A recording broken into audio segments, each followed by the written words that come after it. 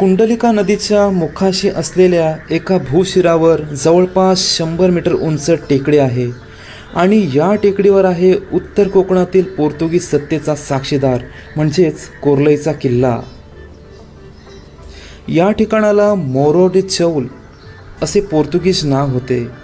कुंडलिका नदीच्या उत्तर तीरावर मुखापाशी रेवदंड्याचा पोर्तुगीज किल्ला आहे। त्यामुळे या नदीतून होणाऱ्या व्यापारी आणि सैनिकी जल वाहतुकीवर पूर्ण नियंत्रण करणे या दोन किल्ल्यांच्या मदतीने शक्य होत असावं।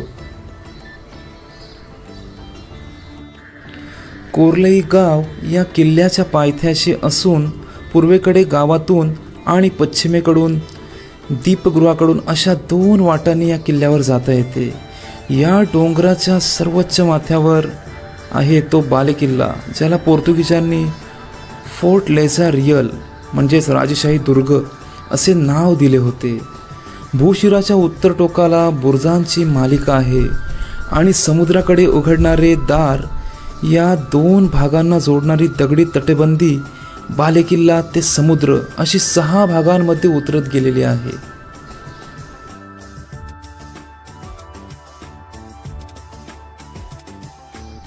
इथं कोरलेल्या लेखानुसार फिलिपे मस्कारेनास या पोर्तुगीज व्हाईसरॉयच्या आदेशाने इसवी सन 1646 मध्ये या किल्ल्याचे बांधकाम सुरू करण्यात आले।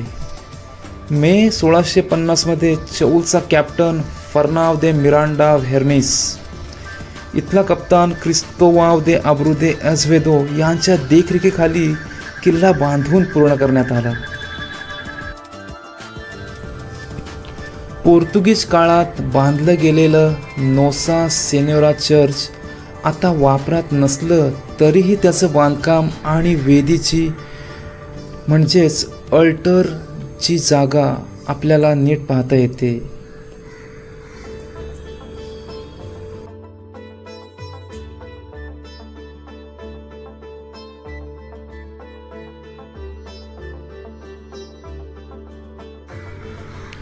इथून पुढे जात असताना कात्रीच्या आकाराचं बुर्जाचं बांधकाम आपल्याला पाहायला मिळतं। तसेच इथल्या वास्तुरचनेवर पोर्तुगीज बांधकामाची छाप आपल्याला जागोजागी स्पष्टपणे दिसून येते।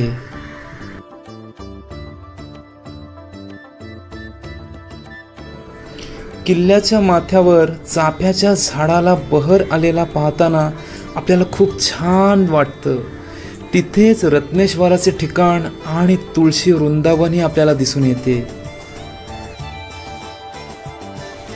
उत्तरेकडे आपण अनेक बुरुज आणि दरवाजांची मालिका ओलांडत समुद्राच्या दिशेने चालत जाऊ शकतो। जसजसे आपण या अरुंद माथ्यावरून उत्तरेला जातो तसतशी टेकडीची उंची कमी होते आणि आपण किनाऱ्याच्या दिशेने उतरत जातो।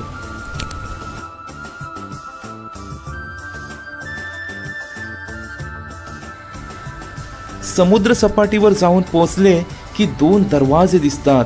पश्चिमेकडे असलेला दरवाजा समुद्राभिमुख आहे तर पूर्वेचा दरवाजा कुंडलिका नदीचे मुख आणि तिथे असलेल्या जेटीच्या बाजूला उघडतो।